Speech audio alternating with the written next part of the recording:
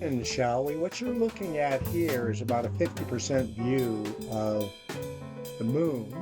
Time now is very early in the evening, 6:53 p.m. on the 31st of May 2025.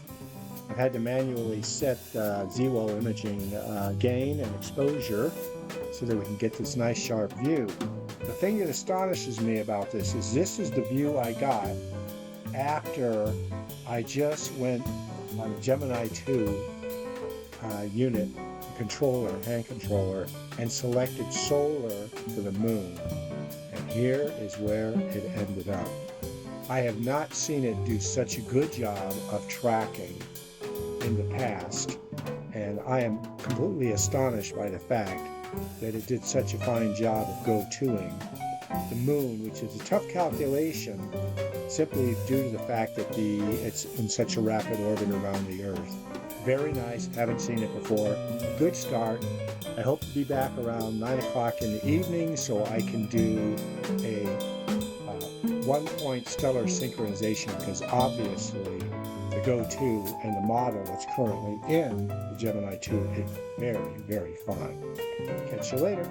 It's now 20 minutes to 10 o'clock on the 31st of May, a Saturday night. You're, of course, looking at Messier 13, Great Hercules Cluster. However, we are only operating at about 0.2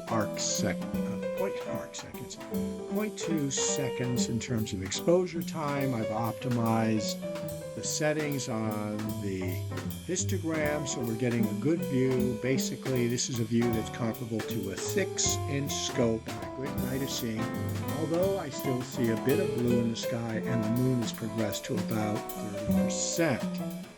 Here's a very nice view. And I think we are getting hints, and we should come back to this later. There's like a 12th magnitude or 11.5 magnitude galaxy near here. I'm not sure what its designation is, but we'll revisit this at a later point. Everything we do tonight will be adventitious. I want to do a little bit more sky watching and sharing it with you. We are going to first start with Messier 13, and we're going to move on to Messier 104, perhaps a few others as well. And then on to some NGC galaxies using the 150 millimeter ED Skywatcher semi-apochromatic refractor mounted on the Losman DG11 mount, which is a great delight to me because I don't have to spend much time setting anything up, as demonstrated earlier with a shot of the moon where the scope went right to it, framed it very decently. Okay, it won't be till about another 15 minutes or so before we get true sky dark, but we'll move on. And let's get an early view of Messier 104, the Sombrero Galaxy. All right, it's now about 10 minutes to 10. I'm still seeing a little color in the sky, but I don't expect it to get much darker due to the presence of the moon. We're looking at Messier 104, and I'm going to run through some of the set points. This is 0.2 seconds exposure time, which on a good clear night of seeing should be effectively the view of Messier 104 through a 6-inch scope. We're operating at twice the magnification we ordinarily might operate at, which would be 50%, which would be somewhere around maybe 120x, pushing it up to 200x or 240, roughly 200x. This is our view. We're seeing the dark bar suggested here. There might be a little luminosity on the far side here, but the other side of the galaxy blends off into space. So I'm going to go ahead and push it up now to about, I'm going to 4 times it, so we're going to go up to roughly 1 second of exposure time now. Okay, now we're getting our 1 second exposure time, which roughly is equivalent to twice the aperture of 6 or a 12-inch scope. Clearly are making out the core with the extensions of a very almost perfectly symmetrical sombrero lenticular galaxy here. We are also seeing the dark lane bisecting and some faint luminosity to this direction here. I haven't quite figured out when the scope is looking towards the west what directions we're actually looking towards. I'll have to figure that out later on, maybe based on the moon image that we got earlier. I thought the moon was facing down, so if that was the case, this would be east, this would be west, north, south. I'd have to figure out from the crater locations. Okay, it's pretty clear that now that we're up to 5-second exposure, which basically doubles the aperture to about a 24-inch under similar conditions. We're operating at 200x. I might do a bit more zoomage. That the screen is very, very bright. So we're going to darken it up a little bit. And that did improve the contrast somewhat. So there is our view with a darker background sky. So I'm moving towards the aesthetic right now as opposed to revealing the detail, but they have to be in balance in order to be able to get the kind of textures that we might want to see. Shifting now the left bar over, we only get the core. It's heading back in the direction of fully allowing all the light to enter, and only adjusting the right bar at this point. We are getting a very nice aesthetic view, except the stars are a little out of focus. And I did play with the focuser a little bit, and I may spend some more time on it later, but we are running at a pretty high magnification at this point.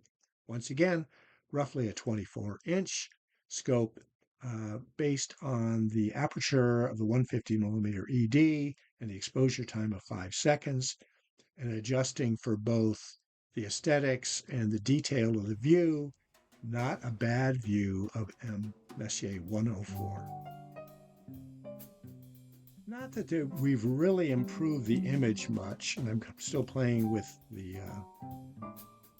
histogram here, but we've now gone to a 30-second exposure. We're not seeing any doubling of stars, although we're seeing a little bit of distension, and that could be because I'm moving around here in the scope a wee bit in the observatory, and it communicates itself through the floor. Well, we're not really improving the view at 30 seconds. One of the reasons why it takes any number of passes, usually typically 3 to 4 passes, to be able to stack the videos to get and improve the image by triangulation and centering one image on top of another. But I do want to say this. If you've seen any of the images from the Sky Live, which is the digitized sky survey, those images are really very nice, moon-sized 30 arc-minute images through a 48-inch telescope that was a Schmidt camera. I did do some research on that and basically discovered the Schmidt camera was being exposed for anywhere from 20 minutes to 1 hour exposure times using photographic plates. So and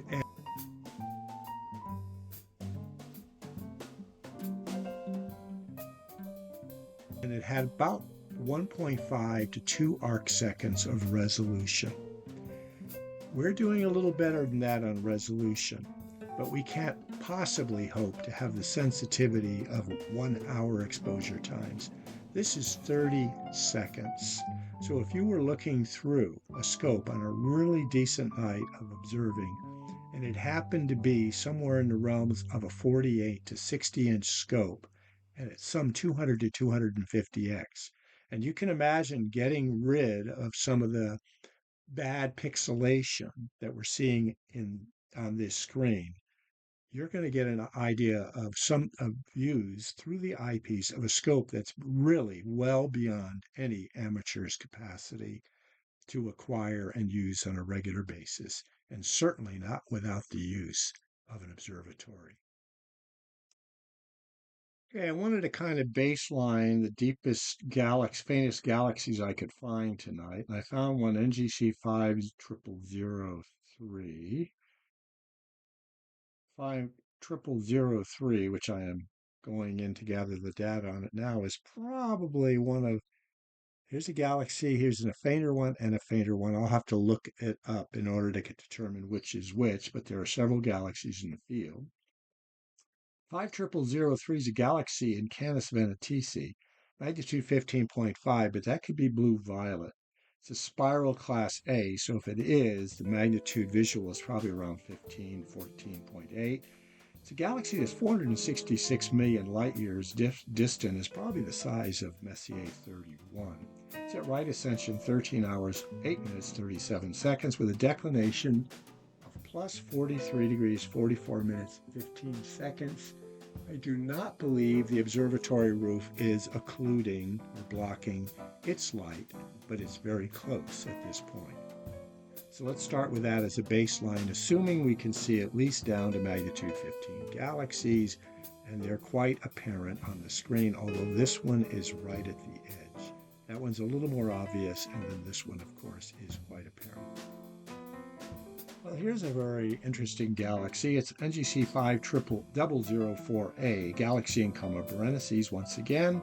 The Queen's Hair. It's at magnitude 13.7.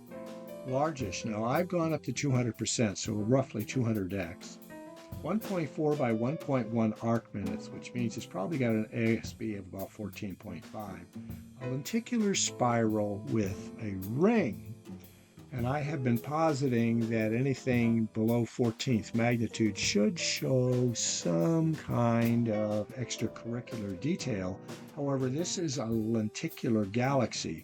But what I find interesting is that it's got an annulus, and I can't quite be sure that it's present on the screen. I will play with this settings just a little bit. There's a fainter, larger spiral galaxy off to the left, and the view there isn't so bad. But the best view of this galaxy is right about here, and there seems to be a little faint extension off in this direction. Okay, here we're having a view of a very faint galaxy very close to 5004A. This is 5004B, also in Coma Berenices, a magnitude 15.5, 0.8 by 0.5 arc minutes, which makes it seem awfully large, except this lenticular has probably got a much broader aura around it. This 15.5 magnitude galaxy is a spiral with a bar, lowercase ab, so 1.5 times removed from lenticular. Its line of sight, it's 283 million light years distant. I'm not sure whether or not I read the data on the distance to 5004A. Perhaps it was the same. Right ascension, 13 hours, 10 minutes, 47 seconds, with a declination of plus 29 degrees, 42.33. And the sky in that part, is center part of the sky, doesn't have color in it. So despite the moon, we're getting a pretty transparent sky tonight. This, of course, I do believe, actually, not this, but this is 5004A. And we are getting a pretty good view of that annulus around it. The data on A, by the way, says it's 322 million light years distant, so it's more distant than B down here. Well, I may have been mistaken. This may be 5004A because I looked and there was a C, and it is this galaxy right here that's very intriguing to me. 5004C is also in Coma Berenices. It's 324 million light years distant, so it is a confrere with the brighter 5004A. It's 15.5 magnitude, but it's very large, 1.4 by 0.8 arc minutes, which really does suggest this is our galaxy right here. Spiral with a bar, lowercase ab, 324 million light years distant. Right ascension, 13 hours, 11 minutes, 1 second. Plus 29 degrees, 34 minutes, and 40 seconds. I must tell you, most of these 15th magnitude galaxies are less than 0.5 arc minutes in size. This one is quite large, quite distant. It's probably the size of the Messier 31, and I am very surprised that we're able to turn it up. This is a very good night of seeing in terms of transparency, and the moon is having minimal effect on our views of galaxies. So having established that we're getting very nice sky transparency and good views of very faint galaxies, I moved on to NGC 5005, which gives a view that's very comparable to the sombrero. It's It's magnitude 9.8, 5.8 by 2.9 arc minutes, 44 million light years distance. So it's probably roughly about 60 to 70,000 light years in diameter. Spiral with a bar in lowercase bc, but it's got a really tight core on it for 2.5 times removed from the lenticular. Beautiful edge-on appearance, although it only has a 2-to-1 aspect ratio. What I'm going to do now, we're only looking at it at let's see, with a 32% e-zoom. So let's push it. 40, 50, 60, 70. Now look how extensive the galaxy really is. 80, 90, 100%. Beautiful core region. Some H2, apparently H2 regions, some dark bars, and I'm going to keep pushing it even further. This is quite an extraordinary view. Now keep in mind we're only operating at 5-second exposure time.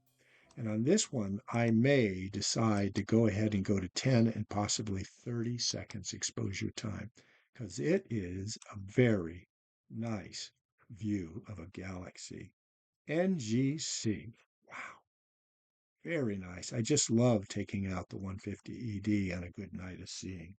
NGC 5005, a barely sub-10th magnitude galaxy, 5.8 by 2.9 arc minutes, means it's probably got about a 13.5 ASV to 14.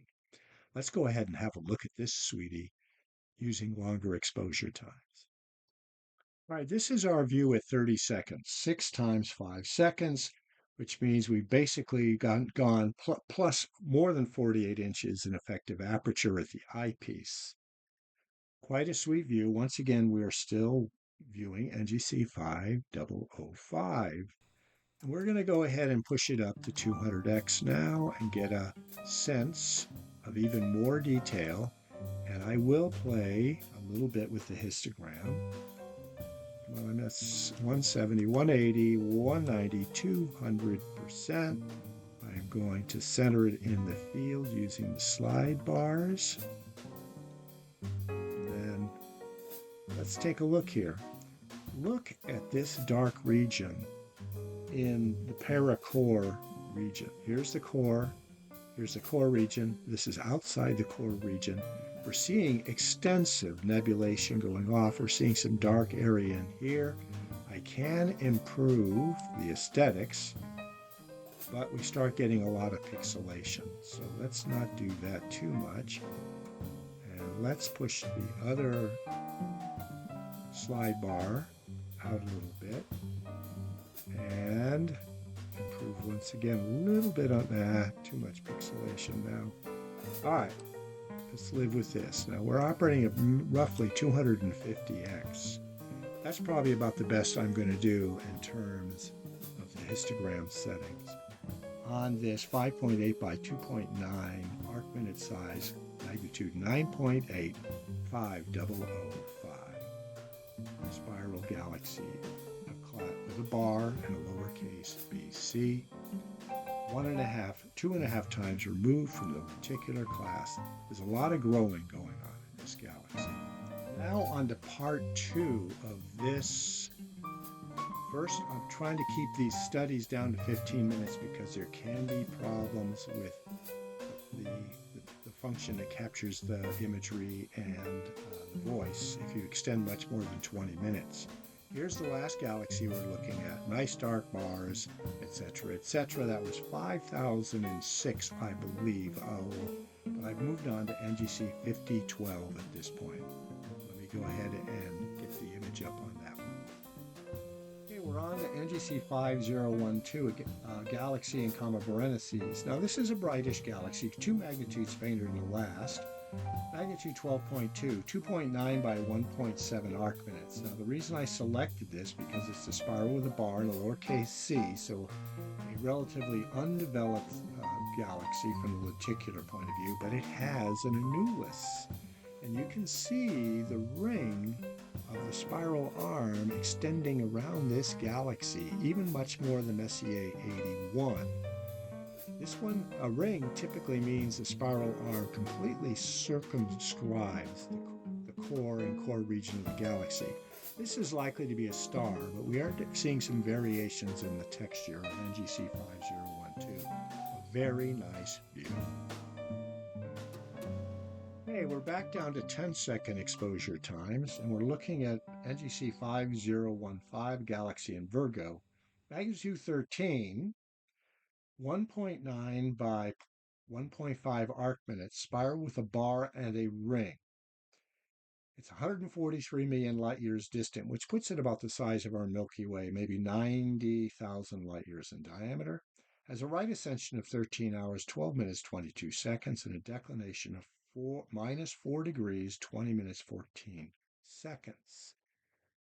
Okay, the view is not quite as spectacular, but the aesthetics are a little better than when we're operating. Now, look what just happened to this galaxy when I dropped the histogram down, brightening the field of view. Suddenly, we started bringing out the spiral arms, and they begin to demonstrate an annulus around the galaxy itself. Not the prettiest view, but we are seeing far more of this galaxy than we might otherwise expect. Pushing out the other slide bar to the right gives us a slightly darker field, but we do lose a little bit of the detail. Okay, so what I'm going to do at this point is I am going to test myself to see if I can gather data on 10 galaxies in sequence that are within the purview of the observatory. And I'm going to try to get those 10 galaxies down to about 7 minutes, because I have to perfect this technique for when I go back to surveying the NGC series. I want to get multiple passes, which means 4 times 5 seconds. So I'm going to go to 5-second exposures, and I am going to get at least 24 exposures of 5 seconds each, and try to keep each series, each galaxy down to about 30 seconds each, because I'm going to have to get as many as 40 in a session in the future when I resume the NGC catalog, probably late next fall, early winter. But I do want to see if I can pull it off. So I'm going to go to the 5. Right now, everything is culminating, so I'm going to go to about 5,100 and see how many galaxies I can cover in 15 minutes of time, and that will wrap our evening out with 150 millimeter Eddy this evening, and then we'll have one final view of something particularly attractive, maybe Messier 104 again, but possibly something else. So, without further, let's begin with that NGC 5015 view, galaxy in Virgo, magnitude 13, 1.9 by 1.5 arc minutes, spiral with a bar, ring, 143 million light years distant, right ascension 13 hours, 12 minutes, 22 seconds, and a declination of -4 degrees, 20 minutes and 14 seconds. Now we are viewing a 5-second exposure. The galaxy is quite apparent right there. Nice edge on. Hard to tell whether or not there is a ring. 35 seconds in. All right, let's start our count now at second 40. NGC 5100 is a galaxy in Virgo. It's also NGC 5106. Magnitude 15.1, 0.8 by 0.5 arc seconds, just listed as a spiral. 428 million light years. Distance probably about 125,000 light years in diameter. Right ascension 13 hours, 20 minutes, 59 seconds, with a declination of +8 degrees, 58 minutes and 41 seconds. We are looking at it at 100%. And it may be this galaxy or this one. I can't be sure, but maybe we'll be able to figure out on the manana. 1 minute and 20 seconds in. Gone pretty deep south this time to NGC 5101. It tells you how nice the sky is. It's a galaxy in Hydra. Magnitude 10.6, 5.7 by 4.7 arc minutes. A spiral with a bar of a lenticular class A, so it's half time removed from full maturity in terms of morphology. It has a ring, 82 million light years distant, puts this about 100,000 light years in diameter, about the size of Messier 81. Right ascension 13 hours 21 minutes 46 seconds with a declination of minus 27 degrees 25 minutes 50 seconds. 4 galaxies in just about 2 minutes right now. Here we're having a view of NGC 5103. 5102 was in Centaurus, too far south.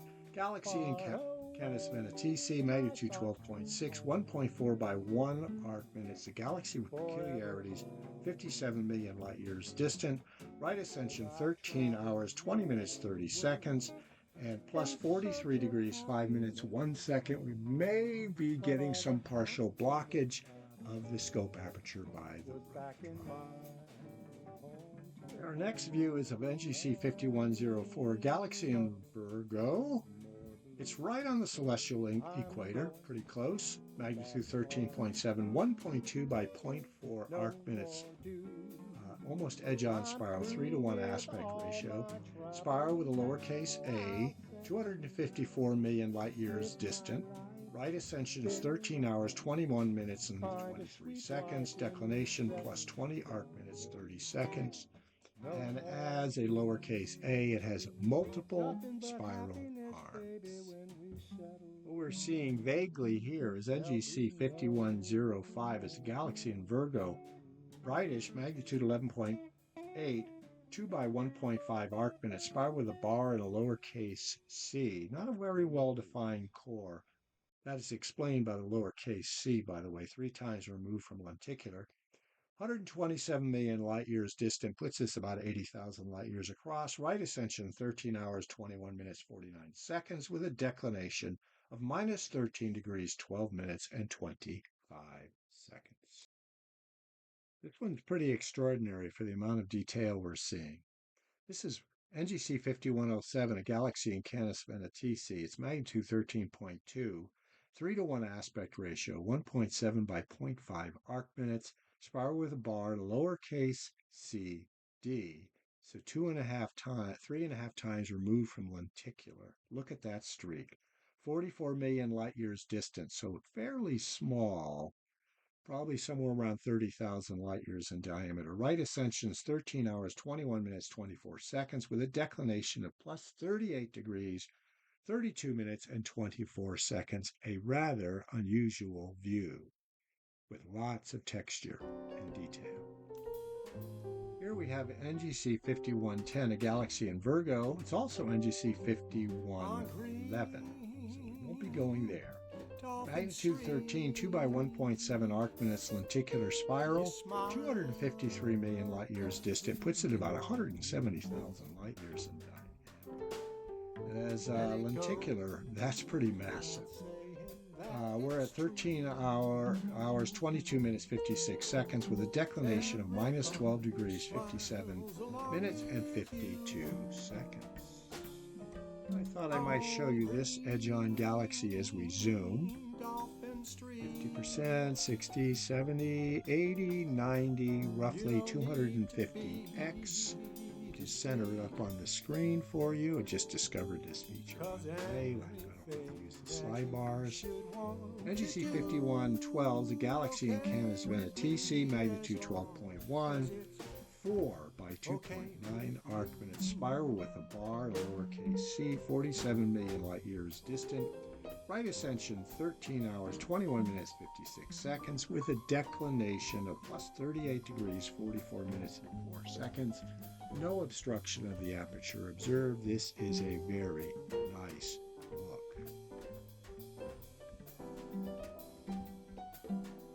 Here we have NGC 5115, another galaxy in Virgo, magnitude 13.6, 2-to-1 aspect ratio, 1.4 by 7, 326 million light years distant. So this one's about the size of Messier 31 at 150,000 light years.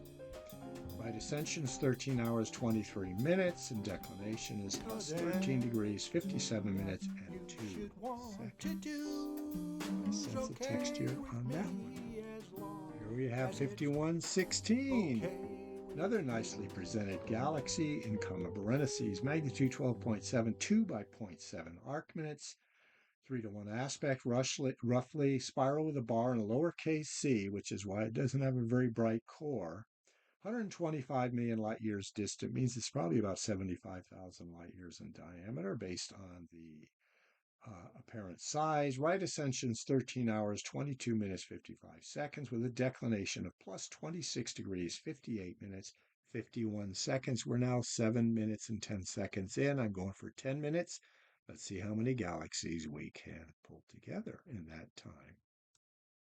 All right, this is NGC 5117. Quite vague, isn't it? Galaxy in Canis Venaticis, magnitude 13.2, 2.2 by 1 arc minute, spiral with a bar in lowercase c. Fairly large for a 13th magnitude galaxy. 109 million light years distant, puts it about 70,000 light years in diameter, with a right ascension of 13 hours, 22 minutes, 56 seconds, and a declination of plus 28 degrees, 18 minutes, and 59 seconds. One thing that blows me away about tonight, and I can't really account for it, I haven't really had to touch the histogram at all.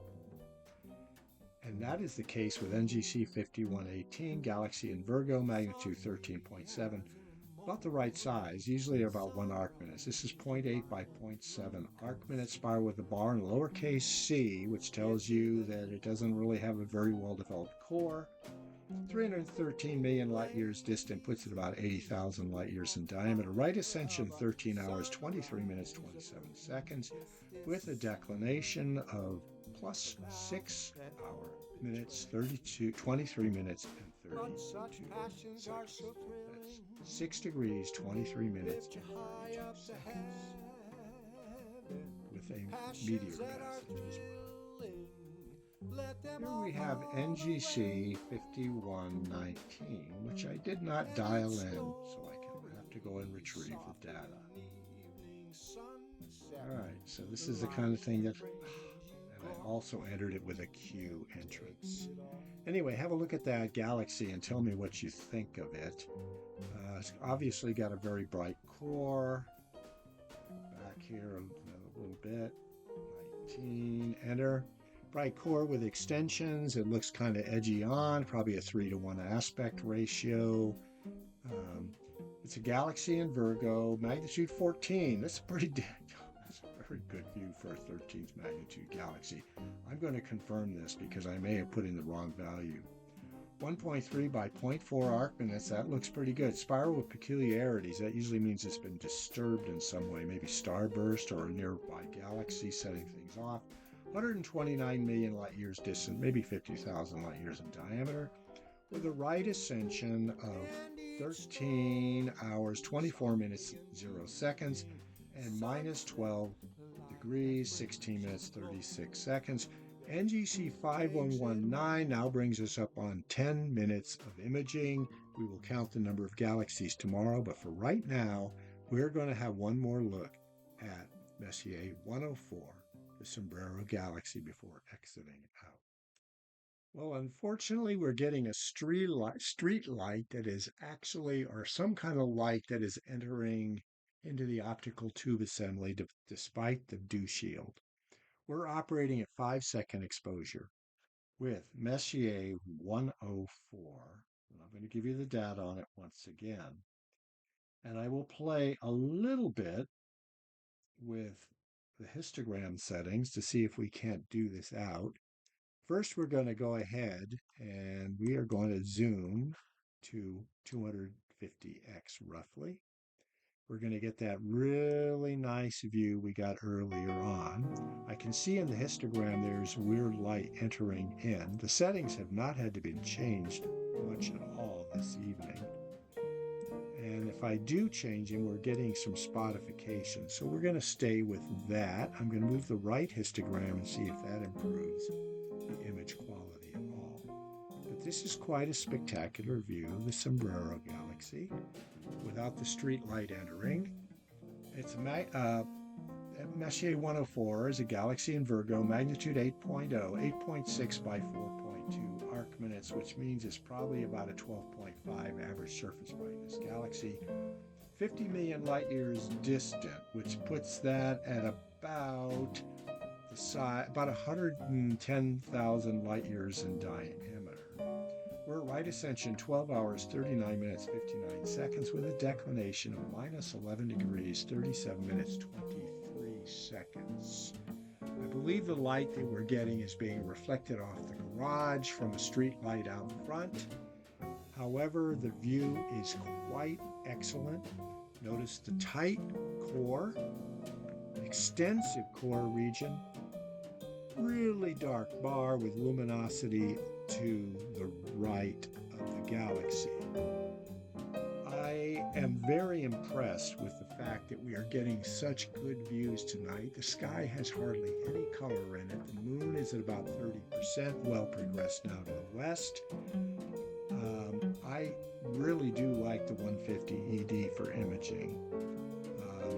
The El Quattro, because of the obstruction, doesn't quite have the light grasp, and I don't know that it supports as much magnification as the ED does. I'm happy to have both scopes. One's portable, the other stays put in the observatory. And generally speaking, we are living in very gifted times technologically. We just want to make sure we put them to good use. And with that, I shall say